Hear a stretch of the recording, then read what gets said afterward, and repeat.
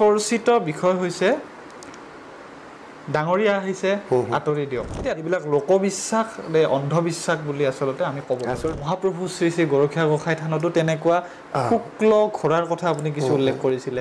পূজাৰীসকলক সপোন দেখাইছে মহাপ্ৰভুৱে। এটা সময়ত এনেকুৱা যে গোটেই অঞ্চল মহামাৰী কলেৰা হাইজা এইবিলাকে ঘা কৰি উঠিছিল।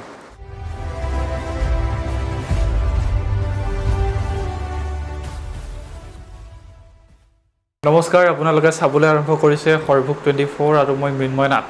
আৰু আজি মোৰ সৈতে উপস্থিত আছে সকলোৰে পৰিচিত 2020 চনৰ শিল্পী পেঞ্চন প্ৰাপক তেখেত কৃতি শিক্ষক তথা থিয় নামৰ বিশিষ্ট পাঠক ভৱানন্দ দাস পাঠক আমাৰ সৈতে উপস্থিত আছে। আপোনাক পোনপ্ৰথমে আমি আমাৰ এই বিশেষ সাক্ষাৎকাৰলৈ স্বাগতম জনাইছোঁ। নমস্কাৰ। আৰু আজি আমি এই সাক্ষাৎকাৰৰ জৰিয়তে আচলতে সাম্প্ৰতিক সময়ৰ কিছু কথা, লগতে যিহেতু আপুনি থিয় নামৰ সৈতে জড়িত বা যি আমাৰ গুৰুজনাৰ নাম প্ৰসংগ ইত্যাদিৰ লগত জড়িত, তো সেই সন্দৰ্ভতো আমি কিছু কথা আলোচনা কৰিম। চৰ্চিত বিষয় হৈছে ডাঙৰীয়া আহিছে আঁতৰি দিয়ক। কিছুদিন আগৰ পৰা সামাজিক মাধ্যমত যথেষ্ট ভাইৰেল হৈ আছে এই প্ৰসংগটো। এতিয়া ডাঙৰীয়া বা বুঢ়া ডাঙৰীয়া, গাঁও ৰজা, এইবিলাক আচলতে থকাটো কিবা সম্ভৱ হয়নে, বা এইবিলাক লোকবিশ্বাস নে অন্ধবিশ্বাস বুলি আচলতে আমি ক'ব পাৰোঁ? আচলতে আমাৰ যিটো বৰ্তমান চৰ্চিত যিটো গহপুৰৰ ওচৰৰ জালুকবাৰী ঠাইত এইটো গৈ পাই এতিয়া সাক্ষাৎ হ'ল, অৰ্থাৎ অলৌকিকৰ ক্ষেত্ৰত লৌকিক হ'ল। অৰ্থাৎ যিটো গ্ৰাহক বা আমাৰ মালিকো ওলালে ঘোঁৰা দুটা। সেইকাৰণে এইবিলাক মই প্ৰকৃত বুলি ক'ব নোখোজোঁ, এইকাৰণেই যে আইলম্ভা কিবা লম্ভা এইবিলাক মই বিশ্বাস নকৰোঁ। কাৰণ এইটো অলৌকিকৰ পৰা লৌকিক আহিছে। গতিকে আমি কিন্তু লোকবিশ্বাস মতে যিটো এখন গাঁৱত বা এটা চুবুৰীত এটা পাৰাত আমাৰ কিছুমানে গছৰ তলত নামঘৰ বা মন্দিৰ সাজি তাতে ধৰক উদাহৰণ গাঁও ৰজা বা বনৰীয়া গোসাঁই বা বুঢ়া ডাঙৰীয়া, এনেকৈ মোৰ এটা বিশ্বাস এইকাৰণেই যে এই আধ্যাত্মিক চিন্তাধাৰা যি অলৌকিক শক্তিৰ দ্বাৰাই সেইটো বিশ্বাস কৰি পেলাই এই যাতে গাঁৱত অপকৰ্ম আমি নকৰোঁ, সেইটোৰ পৰা এৰি চলোঁ। আমি তেওঁক ভয় কৰোঁ যে আমাৰ গাঁওখনৰ ৰখীয়া গাঁও ৰজাক আমি ভয় কৰিম, বৰুণা গোসাঁইক ভয় কৰিম, কিবা এইটো কাম কৰিলে অপৰাধে হয় নেকি, গতিকে আমি তাতে পূজা অৰ্চনাও কৰোঁ। সেইবিলাক আমি লোকবিশ্বাস এটা চলি আছে, কৃষ্টি বা সংস্কৃতি চলি আছে। কিন্তু এই যে বুঢ়া ডাঙৰীয়া আহিছে বাট এৰি দিয়ক, এইটো মই বিশ্বাস নকৰোঁ। এইটো আইলম্ভাটো এটা ভৌতিক এটা মানুহৰ মাজত এটা হাস্যৰসে আচলতে, এইটো মই বিশ্বাস নহয়। এইটো বৰ্ণগড় অঞ্চলতো তেনেকুৱা যথেষ্ট প্ৰবাদ আছে। আমাৰ গাঁৱতো গাঁও ৰজা এটা আছে, আমি তাতো প্ৰসাদ এক ঠগি আগবঢ়াওঁ, চাকি এটা জ্বলাওঁ। এইকাৰণেই যে প্ৰতিটো অঞ্চলতেই হওক, প্ৰতিটো চুবাতেই হওক, প্ৰতিখন গাঁৱতেই হওক এনেকুৱা নামঘৰ মন্দিৰ থাকে। এইকাৰণে থাকে যে আমি যাতে অপকৰ্মৰ পৰা এৰি চলিব পাৰোঁ, অৰ্থাৎ নকৰোঁ। আমি বুঢ়া ডাঙৰীয়াক, গাঁও ৰজাক, প্ৰভুক আপুনি ৰাখিব আৰু ভালকৈ গাঁওখন আচলতে অধৰ্মৰ যাতে সৃষ্টি নহয়, ভৰ্তি থাকে, সেইটো কাৰণে আমি বিশ্বাস কৰোঁ, লোকবিশ্বাস। আৰু মহাপ্ৰভু শ্ৰী শ্ৰী গৰখীয়া গোসাঁই থানতো তেনেকুৱা শুক্ল ঘোঁৰাৰ কথা আপুনি কিছু উল্লেখ কৰিছিলে। কেনেধৰণে জড়িত এই বগা ঘোঁৰা, যি মমিনৰ বগা ঘোঁৰা আচলতে ৰঙা ঘোঁৰা নহয় জানো?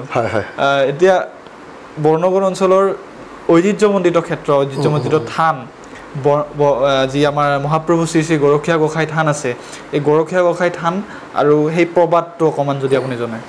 এতিয়া প্ৰভু ভগৱন্ত দ্বাপৰ যুগৰ ভগৱান শ্ৰীকৃষ্ণ যেনেকৈ যোধা হি ধৰ্মস্য গ্লানি ভৱতি ভাৰত অভ্যুত্থানম অধৰ্মস্য তৎ আত্মনাম সৃজমহম পৰিত্ৰাণ সাধুনাম বিনাশাস্য দুষ্কৃতাম ধৰ্ম সংস্থাপনাৰ সম্ভৱাই যোগাযোগ। তিনিটা কাৰণত তেওঁ ধৰ্ম সংস্থাপনৰ কাৰণে আহিছিল, দুষ্কৃতিক দমন কৰাৰ কাৰণে, আৰু কি কাৰণে আহিছিল, পৰিত্ৰাণ সাধুনাম, সাধুসকলক ৰক্ষা কৰাৰ কাৰণে।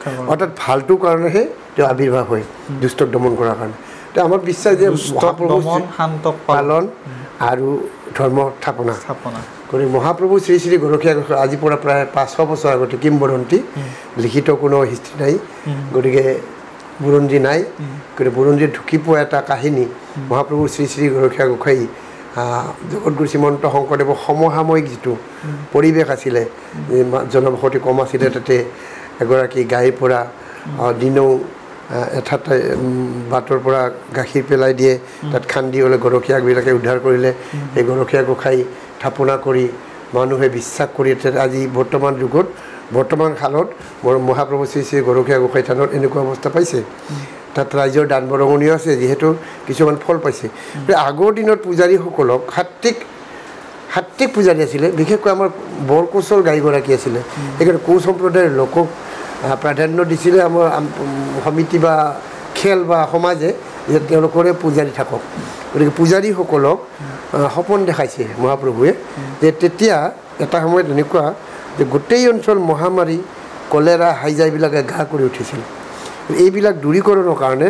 মহাপ্ৰভু শ্ৰী শ্ৰী গৰখীয়া গোসাঁই এটা সপোন দেখাইছে যিটো শুনো লঘন উপাধি এনেকৈ থাকিবি আৰু মই জাগি থাকিবি মই শুকুলা ঘোঁৰাত আৰোহণ কৰি গোটেই এলেকাটো ঘূৰিম আৰু এইবিলাক দূৰ কৰিম মহামাৰী দূৰ কৰিম ঠিক তেতিয়াৰ পৰাই এই যে জাগৰণ উৎসৱ আমি যে গোসাঁই ফুৰা কয় পৰিভ্ৰমণ এইটো হৈ পৰিল এই বস্তুটো এইকাৰণে ইণ্টাৰেষ্টিং কাৰণ গহপুৰ অঞ্চলৰ যি জালুকবাৰী অঞ্চলৰ আপুনি কথা ক'লে আপুনি জানে গোটেইখিনি কথা তাতো কিন্তু মহামাৰীৰে সৃষ্টি হৈছিলে সেইটো হয় কিন্তু এইটো সপোন দেখাইছে কিন্তু এইটো দেখাত দেখি ঘোঁৰা আহিছে ডাঙৰীয়া আহিছে এইটোতো মিছা কথা হ'ল না গৰাকী ওলালে মমিনালী এতিয়াতো ধৰ্মক লৈ যথেষ্ট চৰ্চা হয় মানুহৰ মাজত আপুনি জানে ধৰ্মক লৈয়ে চৰ্চা মেক্সিমাম হয় ছ'চিয়েল মিডিয়াতে হওক টেলিভিশ্যনতে হওক আপুনি গমেই পায় কেৱল ধৰ্মক লৈ চৰ্চা হয় ধৰ্মটো অলৌকিক হয় অলৌকিক যদিও বিশ্বাস ভক্তিতে মিলে হৈ তৰ্কে বহুদূৰ ভক্তি বিশ্বাসৰ দ্বাৰা ভক্তিটো আহে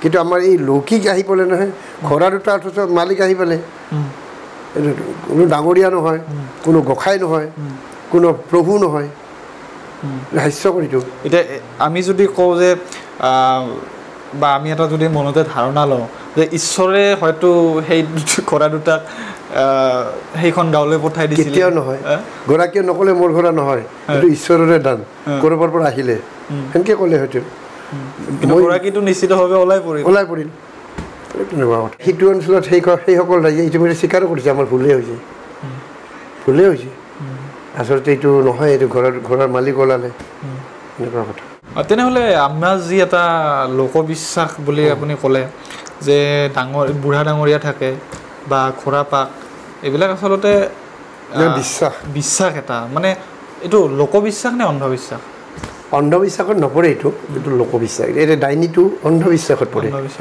ডাইনী বিধিকিয়ে দি জাৰা ফুকা কৰা এইটো অন্ধবিশ্বাস কিন্তু আমাৰ এই যে ঈশ্বৰ আছে এতিয়া অলৌকিক শক্তি এটা আছে অব্যক্ত হৈ আছে অপ্ৰকাশিত হৈ আছে আমি বিশ্বাস কৰিব লাগিব সেইকাৰণে আমি এঠাইত পূজা অৰ্চনা কৰি আমি দূৰত নাযাওঁ দূৰত যোৱাৰ কাৰণে আমাৰ অসুবিধা সেইকাৰণে চুবুৰীতে পাতিছোঁ নাম বহুতো বুঢ়া ডাঙৰীয়া যিটো বিষয় ওলাইছে বুঢ়া ডাঙৰীয়া আচলতে কি বুঢ়া ডাঙৰীয়া মই কোৱা হ'ল নহয় যে গাঁও ৰজা বা বুঢ়া ডাঙৰীয়া বুঢ়া গোসাঁই বা অৰ্থাৎ জ্যেষ্ঠ আৰু বুঢ়া কি জ্যেষ্ঠ আমি বিশ্বাস কৰোঁ সেই জ্যেষ্ঠজন আমাৰ তেওঁ আসনত বহাই পেলাই তেওঁক পূজা অৰ্চনা কৰোঁ তেওঁ অলৌকিক কিন্তু আমাক দেখা দিয়া নাই অলৌকিক যেনে ঘোঁৰা পাক আৰু এটা ঘোঁৰা পাকৰ ক্ষেত্ৰত ঘোঁৰা পাক আমি ধৰক ঘোঁৰা পাক বা পাহুৰাই পেলোৱা আমি পাউৰাই ধৰা বুলি কওঁ দেই ক'ৰবাত ৰাস্তা বিচাৰি নাপালোঁ পাউৰাই ধৰে এই মানুহটো পাউৰাই ধৰিছে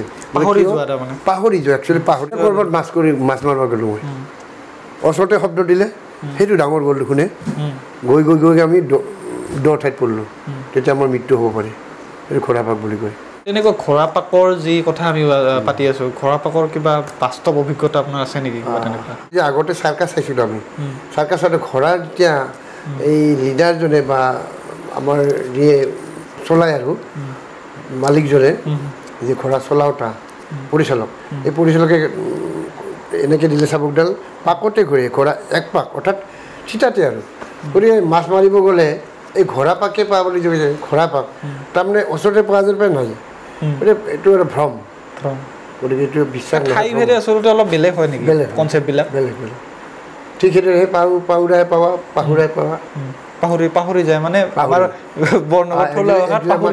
পাউৰাই পাৱা বুলি কয় একচুৱেলি পাহৰি যায় এইটো ৰাস্তাত যাব লাগিছিল এইটো ৰাস্তাতে যাম পাহৰি গ'ল থলুৱা ভাষাত পাউৰাই পাওঁ। আজি আপোনাৰ লগত আলোচনাত মিলিত হৈ আমি যিখিনি গম পালোঁ আচলতে লোকবিশ্বাস এটা বেলেগ বস্তু বা আধ্যাত্মিকতা এটা বেলেগ বস্তু আৰু এনেই প্ৰচলিত কিছুমান ভুৱা বাতৰি এইটো এটা বেলেগ বস্তু। সেইটো অন্ধবিশ্বাসৰ ভুৱা বাতৰিটো অন্ধবিশ্বাসত পৰে। এই অমুকত মানুহ মৰিছে এনে ডাইনী বা অমুকত এনে হৈছে এইটো উৰা বাতৰি।